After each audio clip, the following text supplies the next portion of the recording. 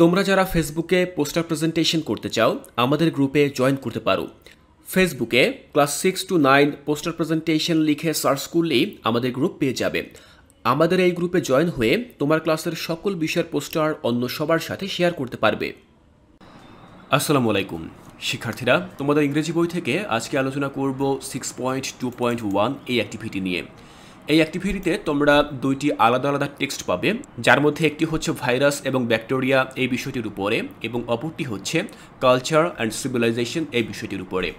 তোমরা যদি এই পৃষ্ঠার একটু নিচের দিকে যাও তাহলেই মূলত তোমরা টেক্সট 1 দেখতে পাবে, যেখানে ভাইরাস এবং ব্যাকটেরিয়া সম্পর্কে লেখা রয়েছে, এবং ঠিক তার পরবর্তী পৃষ্ঠায় আমরা পাবো কালচার এবং সিভিলাইজেশন সম্পর্কে। এবং এই দুইটি টেক্সট পড়ার পরে আমরা একটি অনুশীলনীমূলক কাজ সম্পন্ন করব। এই যে ছকটি তোমরা দেখতে পাচ্ছ এই ছকটি আমরা পূরণ করব।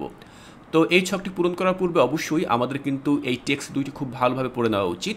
তাই চলো আজকের এই প্রথম ক্লাসে আমরা প্রথম যে টেক্সটটি রয়েছে অর্থাৎ ভাইরাস এবং ব্যাকটেরিয়া সেই বিষয়টির উপরে কিছুটা ধারণা লাভ করি। দেখো উপরে ভাইরাস এবং ব্যাকটেরিয়ার কিছু ছবি দেওয়া রয়েছে, যেটি হচ্ছে টেক্সট 1। তো প্রথমে চলো আমরা এটি পড়ে নিচ্ছি। Viruses and bacteria are microscopic organism. এখানে বলা হয়েছে যে ভাইরাস এবং ব্যাকটেরিয়া এরা হচ্ছে মাইক্রোস্কোপিক জীব। অর্গানিজম বলতে বোঝানো হয় জীব, অর্থাৎ এরা হচ্ছে মাইক্রোস্কোপিক জীব। এরা এতটাই ক্ষুদ্র যে মাইক্রোস্কোপ ছাড়া এগুলোকে দেখা যায় না। Bacteria are single celled and considered living organism. এখানে বলা হয়েছে যে ব্যাকটেরিয়া হচ্ছে এককোষীয় প্রাণী এবং এগুলোকে বিবেচনা করা হয় লিভিং অর্গানিজম অর্থাৎ জীবন্ত প্রাণী হিসেবে। Viruses are not cells but genetic material, DNA or RNA enclosed in protein coat. এখন বলা হচ্ছে ভাইরাসের কথা। Virus are not cell. দেখো এর আগে পড়েছিলাম ব্যাকটেরিয়া, যেগুলো হচ্ছে সিঙ্গেল সেলড অর্থাৎ এককোষীয় প্রাণী, কিন্তু তার বিপরীতে ভাইরাসগুলোর কিন্তু কোনো সেল নেই বা কোনো কোষ নেই। বাট জেনেটিক ম্যাটেরিয়াল, কিন্তু এগুলো হচ্ছে জিনগত এক ধরনের উপাদান, এনক্লোজড ইন প্রোটিন কোট, যেগুলো কিনা আমিষের যে আবরণ রয়েছে, প্রোটিনের যে আবরণ রয়েছে সেগুলো দিয়ে আবৃত থাকে।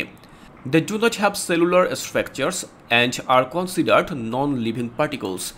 এগুলোর মূলত কোনো সেলুলার স্ট্রাকচার্স বা গঠন নেই, অ্যান্ড আর কনসিডার্ড এবং এগুলোকে বিবেচনা করা হয় নন লিভিং পার্টিকেলস হিসেবে, অর্থাৎ জীবন্ত নয় এমন পার্টিকেল বা এমন উপকরণ হিসেবে। তো আমরা পার্থক্যটা বুঝতে পারলাম, যেখানে ব্যাকটেরিয়াকে বলা হয় লিভিং অর্গানিজম অর্থাৎ জীবন্ত প্রাণী, অপরদিকে ভাইরাস কিন্তু জীবন্ত প্রাণী নয়, এগুলোকে কিন্তু নন লিভিং পার্টিকেল হিসেবে বিবেচনা করা হয়। Viruses and bacteria have the potential to cause infection and disease in human, animals and plants. এখানে বলা হয়েছে এই ভাইরাস এবং ব্যাকটেরিয়ার ফলে কি হয় সেই সম্পর্কে। দেখো হ্যাভ দ্য পোটেনশিয়াল কজ, অর্থাৎ এর নির্দিষ্ট কিছু কারণ রয়েছে যার কারণে ইনফেকশন এবং ডিজিজ অর্থাৎ সংক্রমণ এবং রোগ সৃষ্টি হয় মানুষের মধ্যে, অ্যানিমাল অ্যান্ড প্লান্টস অর্থাৎ প্রাণী এবং গাছপালার মধ্যে। এই ভাইরাস এবং ব্যাকটেরিয়া এগুলো মানুষ, গাছপালা, প্রাণী এই সকলের মধ্যে বিভিন্ন প্রকার সংক্রমণ এবং রোগ ছড়াতে পারে। Both have mechanism for replication, উভয়েরই কিন্তু মেকানিজম রয়েছে রেপ্লিকেশন করার বা পুনরাবৃত্তি করার, অর্থাৎ তারা যে পুনরায় জন্মগ্রহণ করবে এই ধরনের মেকানিজম বা এই ধরনের প্রযুক্তি তাদের মধ্যে রয়েছে। Bacteria can reproduce independently through binary fission. On the other hand, viruses require a host cell to replicate.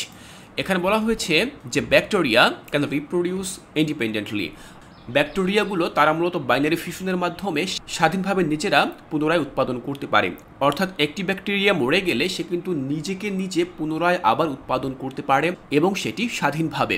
অপরদিকে viruses require a host cell to replicate. অপরদিকে ভাইরাসও সে রিপ্লিকেট করতে পারে, কিন্তু সেক্ষেত্রে তার একটি হোস্ট সেলের প্রয়োজন পড়ে। Antibiotics can kill the growth of bacteria but they are not effective against viruses. এখানে বলা রয়েছে যে অ্যান্টিবায়োটিক সেগুলো মূলত এই ব্যাকটেরিয়ার বাড়তিকে বা বৃদ্ধিকে কিল করতে পারে বা হত্যা করতে পারে বা মেরে ফেলতে পারে, but they are not effective against viruses. কিন্তু এই সকল অ্যান্টিবায়োটিকগুলো ভাইরাসের অ্যাগেনস্টে বা বিরুদ্ধে কার্যকরী ভূমিকা পালন করতে পারে না। Bacteria are larger than viruses. Bacteria ভাইরাসের থেকে লার্জ হয়ে থাকে বা বৃহত্তম হয়ে থাকে। Viruses and bacteria can be transmitted from one organism to another through various means. বিভিন্ন উপায়ে এই ভাইরাস এবং ব্যাকটেরিয়া তারা একটি অর্গানিজম থেকে অন্য একটি অর্গানিজমে ট্রান্সফার বা স্থানান্তর হতে পারে। তো শিক্ষার্থীরা, আমরা এখান থেকে এই টেক্সট 1 থেকে ভাইরাস এবং ব্যাকটেরিয়া সম্পর্কে জানলাম, এদের গঠন কেমন, এরা কিভাবে রিপ্লেক্ট করে অর্থাৎ পুনরায় উৎপাদিত হয় সেই সম্পর্কে জানলাম, এরা আকৃতিতে কেমন সেটি জানলাম, এরা কি করে সেই সম্পর্কেও জানলাম। তো শিক্ষার্থীরা, আশা করছি বুঝতে পেরেছো যে ভাইরাস এবং ব্যাকটেরিয়ার মধ্যে মিল কোথায়, অমিল কোথায়। এর পরবর্তী ক্লাসে আমরা আলোচনা করতে পারি পরবর্তী যে টেক্সট, সেই টেক্সটটি নিয়ে, যেখানে আমরা জানব কালচার এবং সিভিলাইজেশনের মধ্যে যে সকল পার্থক্যগুলো রয়েছে সেই সম্পর্কে। তাই শিক্ষার্থীরা, এর পরবর্তী ক্লাসটি দেখার আমন্ত্রণ জানিয়ে আজকের এই ক্লাসটি এখানেই শেষ করছি।